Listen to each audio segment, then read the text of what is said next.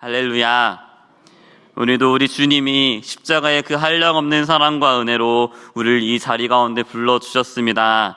주님의 부르심 앞에 믿음으로 반응하여 나온 모든 성도님들 가운데 은혜와 평강이 가득하기를 주님의 이름으로 축원합니다. 사랑하는 성도 여러분, 그리스도인으로서 계속해서 고민하고 고뇌하게 되는 문제가 있다면요, 그것은 아마 죄의 문제일 것입니다. 대표적인 고민들은 다음과 같습니다. 나는 죄와 잘 싸우고 있는가? 나는 죄의 문제 앞에서 왜 이렇게 쉽게 그리고 반복해서 무너지는가? 어떻게 하면 죄를 이길 수 있는가? 이 질문들은요, 사실 하나같이 대답이 참 어렵습니다. 정직하게 우리 스스로의 삶을 걸고 이 질문들에 대답하려고 한다면요, 대답이 정말 어려워지는 질문들입니다. 사실 이 질문들은 어떤 부분에서 우리의 마음까지도 상하게 합니다. 왜냐하면요, 각자의 형태는 다르더라도 우리에게 여전히 주님 앞에 부끄러운 모습들이 남아있기 때문이죠. 죄의 문제는 우리의 마음을 참 어렵게 합니다. 사랑하는 성도 여러분, 죄와 싸우는 이 문제가 정말 어려운 문제이기 때문에요, 우리가 흔히 행하는 두 가지의 실수가 있습니다. 한 가지 실수는 율법주의입니다. 율법주의는 나름대로 말과 행동을 조심하여 죄를 참아내면서 나름의 기준에 충족하는 스스로의 행위를 의지하는 것입니다. 그런데요, 이런 율법주의에는 맹점이 있습니다. 우리가 아무리 선하게 살아보려고 해도 그것이 하나님의 기준에는 도달하지 못한다는 점이지요. 하나님의 법은요, 우리의 말과 행동뿐만 아니고 우리의 마음 깊은 곳까지도 다 규제하시는 법입니다. 예를 들면요, 예수님은 분노하는 마음만 가지고 있어도 형제를 살인한 자라고 말씀하셨고요, 또한 음욕을 품은 자마다 이미 간음한 자라고 말씀하셨습니다. 우리는 말과 행동까지는 그럴싸하게 통제할 수 있어도요, 마음속 깊은 곳까지는 통제할 힘을 가지고 있지 않습니다. 그러므로 예수님께서 바리새인들에게 말씀하셨던 말씀이 있죠. 외식하지 말라고 말씀하십니다. 이는 속마음은 죄와 욕심으로 가득하면서 겉으로만 하나님 앞에 그럴듯한 행위를 내세우는 것을 의미하는 것입니다. 그런가 하면 또 한 가지의 실수가 있습니다. 저는 이것을 합리화라고 부르려고 하는데요, 마치 구원파 이단이 이야기하는 것과 같이 구원받은 사람은 얼마든지 죄를 지어도 상관없다라는 식의 생각입니다. 예수님이 십자가에서 우리의 모든 죄를 다 용서해 주셨으니 이제 우리가 편한 대로 살아도 돼, 이제 어떤 죄를 지어도 상관없어 라고 생각하는 것이죠. 사랑하는 성도 여러분, 물론 예수 그리스도 안에 있는 우리에게요, 더 이상 어떠한 정죄함도 없다는 것이 사실입니다. 믿으십니까? 그러나 동시에요, 우리가 또 한 가지 믿는 것이 있죠. 성도는 이전과 똑같이 죄를 사랑할 수는 없다는 것입니다. 이전까지 편하게 누리고 즐거워하던 그 모든 죄를 똑같이 즐기고 편하게 생각하는 것은요, 성도의 모습이라고 할 수 없지요. 오히려 그 마음 깊은 곳에서부터 변화되어서 죄를 미워하고 양심이 찔리고 죄에 무너진 나의 모습을 보고 애통하고 슬퍼하며 다시 일어서기를 갈망하는 모습이 성도의 모습일 것입니다. 그렇다면요, 내 행위를 앞세우는 율법주의도 아니고 죄에 안주하는 합리화도 아니라면 우리는 어떻게 주님 앞에 바로 설 수 있을까요? 구체적으로 우리는 어떠한 방식으로 주님 앞에 믿음의 선한 싸움을 싸워나갈 수 있을까요? 오늘 이러한 고민을 가지고 본문 말씀을 살펴보기 원합니다. 에베소서 4장 17절부터 19절까지의 말씀을 다 함께 읽겠습니다. 시작.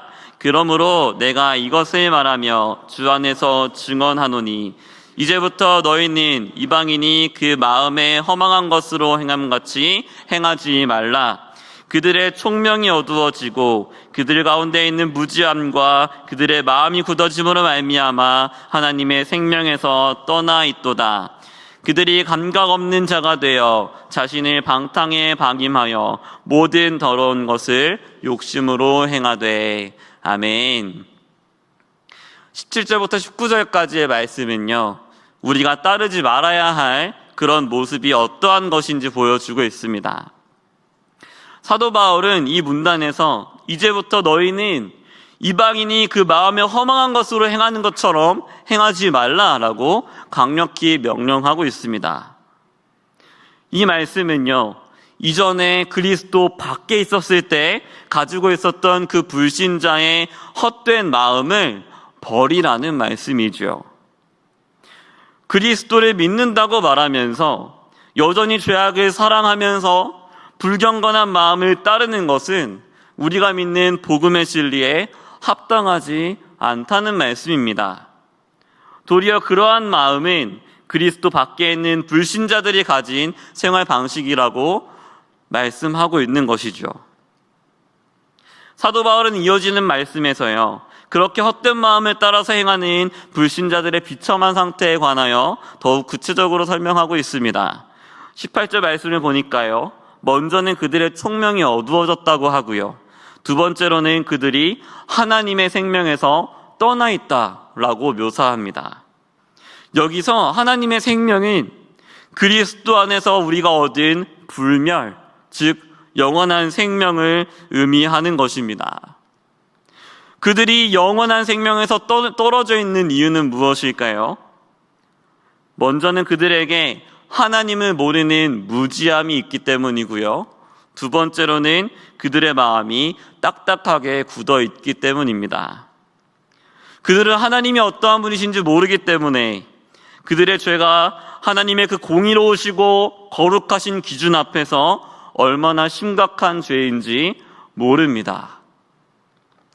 그들이 그렇게 쉽게 짓고 있는 죄가 하나님을 얼마나 모욕하고 있는 것인지 모릅니다. 그리고 그들은 하나님이 누구이신지 모르기 때문에 그들은 죄를 지으면서도 그들의 마음을 완악하게 합니다.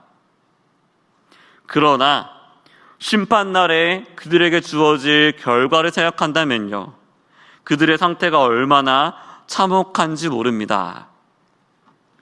이어지는 19절 말씀에서요, 사도 바울은 이어서 그들의 상태가 얼마나 비참한지를 말씀하고 있습니다. 그들은 감각 없는 자가 되어 자신이 가까이 하고 즐거워하는 그 죄들이 얼마나 파괴적인지도 인지하지 못한 채 자신을 방탕함에 방임하고 있습니다. 모든 더러운 것을 욕심을 내어 행하고 있습니다. 사랑하는 성도 여러분, 하나님의 말씀은요, 분명히 가르치고 있습니다. 죄는 부도덕한 것이고요, 방탕한 것이고요, 파괴적인 것이고요, 더러운 것입니다. 성도는 이러한 죄를 사랑하며 그것에 스스로 방임하는 그런 존재가 아닙니다. 도리어 오늘 본문은 그런 죄의 방식으로 살아가고 있는 사람들을 그리스도 밖에 있는 이방인의 방식으로 살고 있는 사람들이라고 말씀하고 있는 것입니다. 사랑하는 성도 여러분, 그렇다면 성도의 삶의 방식은 무엇일까요? 20절에서 24절 말씀을 보겠습니다. 제가 읽겠습니다. 오직 너희는 그리스도를 그같이 배우지 아니하였느니라. 진리가 예수 안에 있는 것 같이 너희가 참으로 그에게서 듣고 또한 그 안에서 가르침을 받았을진대 너희는 유혹의 욕심을 따라 썩어져가는 구습을 따르는 옛사람을 벗어버리고 오직 너희의 심령이 새롭게 되어 하나님을 따라 의와 진리의 거룩함으로 지으심을 받은 새 사람을 입으라. 아멘. 이제 사도 바울은 그리스도 밖에 있는 이방인의 삶의 방식이 아니고요, 오직 그리스도께 뿌리를 두고 있는 성도의 삶에 관해서 설명하고 있습니다. 사도 바울이 확실히 단정짓고 시작하는 지점이 있지요. 방탕한 가운데 자신을 방임하고 더러운 것을 욕심 가운데 행하며 하나님께 대하여 무지하고 그분 앞에 자신의 마음을 완악하게 하여 말씀 앞에서도 회개하지 않는 그러한 이방인의 삶의 방식에 대하여 우리는 그리스도를 그같이 배우지 않았다라는 사실입니다. 성도의 삶의 방식은요, 그러한 이방인의 삶의 방식과는 다른 것입니다. 그렇다면 성경은 우리에게 그리스도를 어떻게 가르치고 있을까요?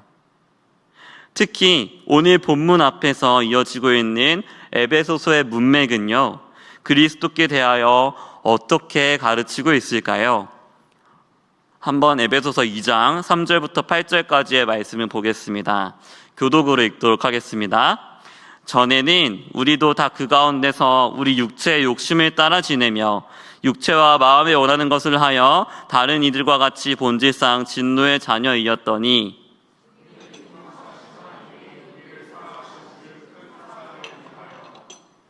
허물로 죽은 우리를 그리스도와 함께 살리셨고 너희는 은혜로 구원을 받은 것이라.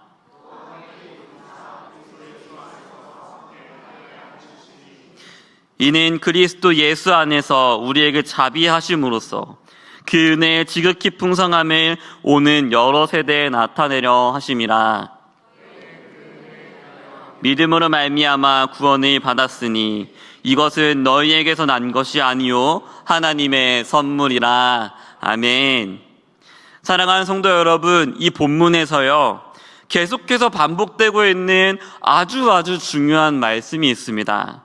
무엇이냐면요, 바로 그리스도와 함께, 그리스도 예수 안에서 라는 말씀입니다.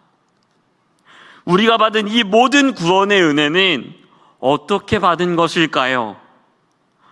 그리스도와 함께 받은 것이고요, 그리스도 예수 안에서 받은 것입니다. 즉 무슨 말씀이냐면요, 그리스도와 우리를 연합하게 하셔서 우리를 그리스도와 하나 되게 하셔서 이 모든 복을 받게 하셨다는 것입니다. 그렇다면 우리가 새롭게 받은 모든 복들과 모든 은혜와 모든 자격과 모든 능력은 다 누구에게서 나온 것일까요? 우리 주 예수 그리스도이십니다. 3절 말씀과 같이 우리는 본래 죄의 유혹을 받을 때마다 도리어 그것을 즐거워하면서 거기에 욕심내면서까지 죄를 행하는 본질상 진노의 자녀들이었지요. 우리는 허물과 죄로 죽었던 자들입니다. 그런데요, 허물과 죄로 인해서 영원한 멸망 가운데 처할 수밖에 없었던 그 비참한 우리의 존재를 하나님께서 긍휼히 여겨주시고 우리를 그리스도와 함께 살려주셨습니다. 그리스도와 함께 일으켜주셨습니다. 그리스도와 함께 하늘에 앉히셨습니다. 우리 안에 어떤 선한 것도 찾아볼 수 없을 때에 긍휼이 많으신 하나님께서는요, 우리 주 예수 그리스도의 자격으로 우리를 살리시고 우리를 존귀하게 만들어 주셨습니다.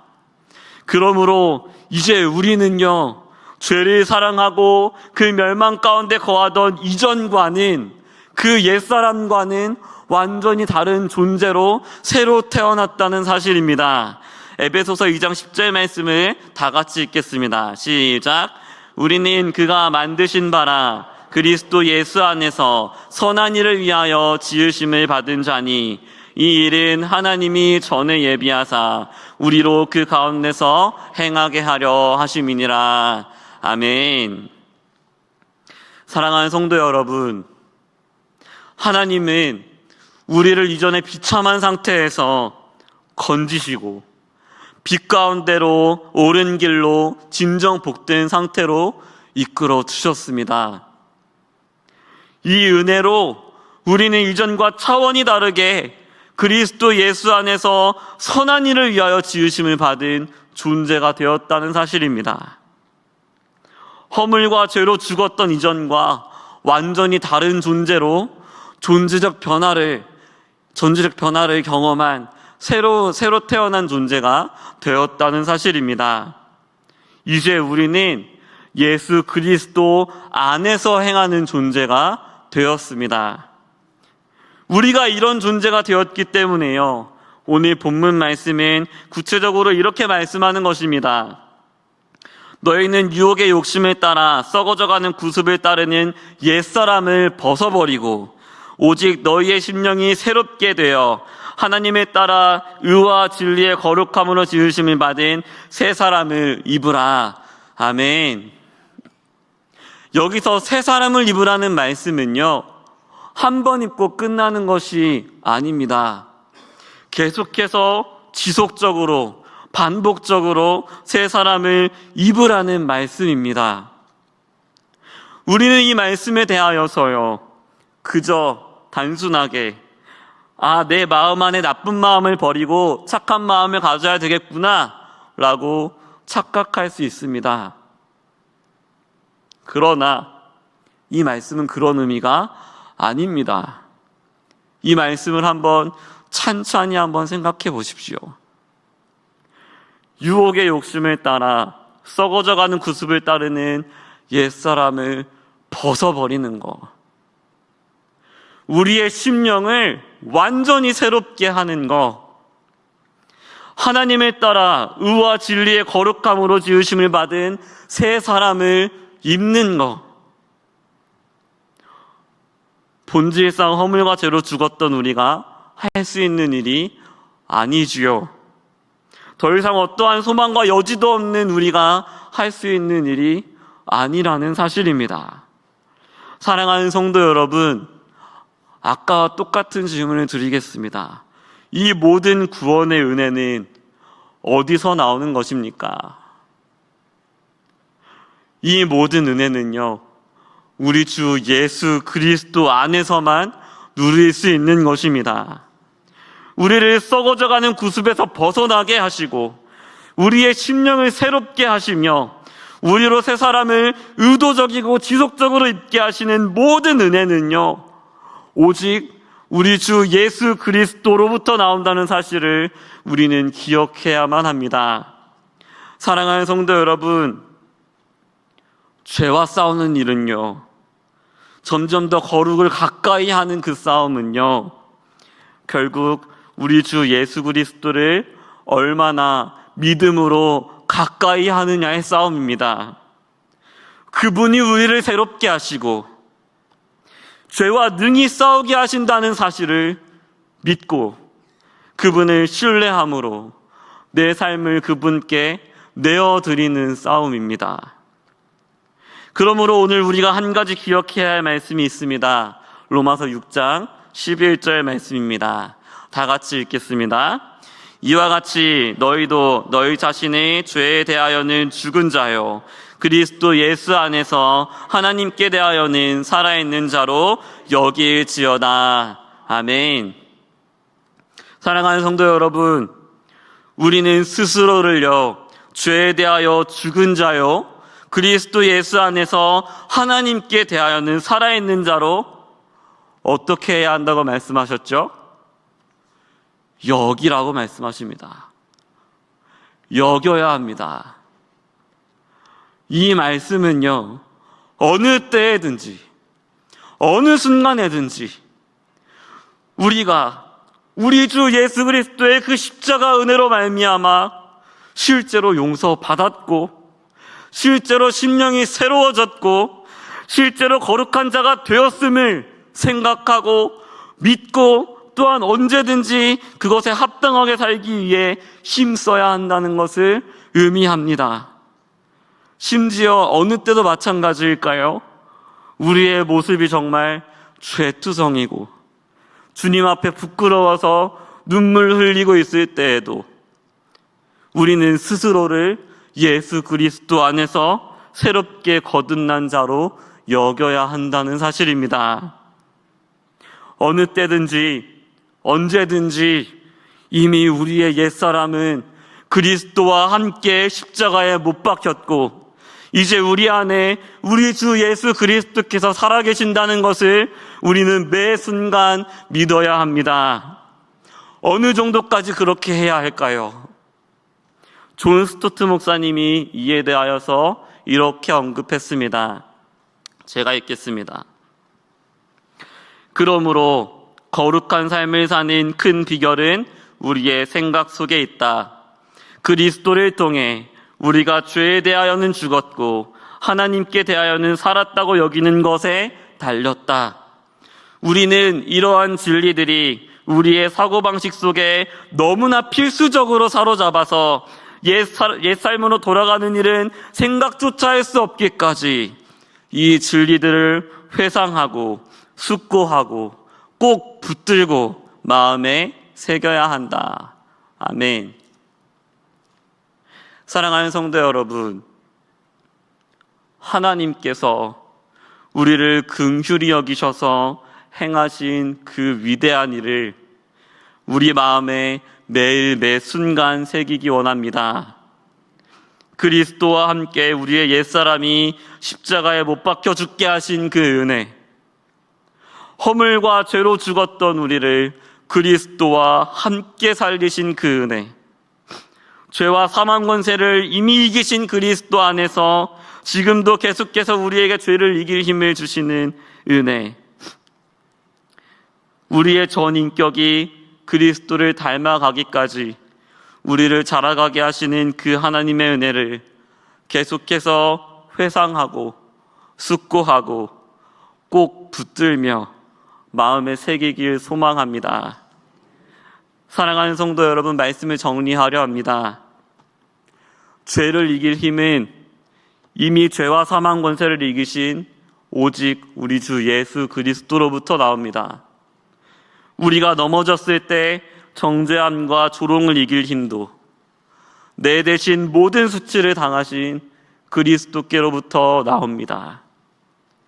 우리를 거룩해 하시는 그 능력도 우리 주 예수 그리스도로부터 나옵니다. 그러므로 우리는 죄와 싸워서 이기기 위하여서 날마다 그리스도께 힘입어야 합니다. 지난주 담임 목사님께서 참 포도나무이신 예수 그리스도에 대해서 말씀을 전해주셨지요.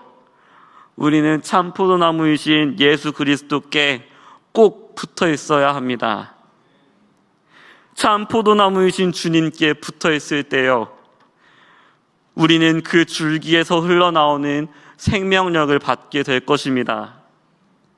그 생명력을 받을 때에 이미 죽어있던 썩어있던 그 가지가 다시 생기를 회복하고 말랐던 가지가 잎사귀를 내며 전에는 기대할 수 없었던 열매를 내는 것을 분명히 보게 될 것입니다.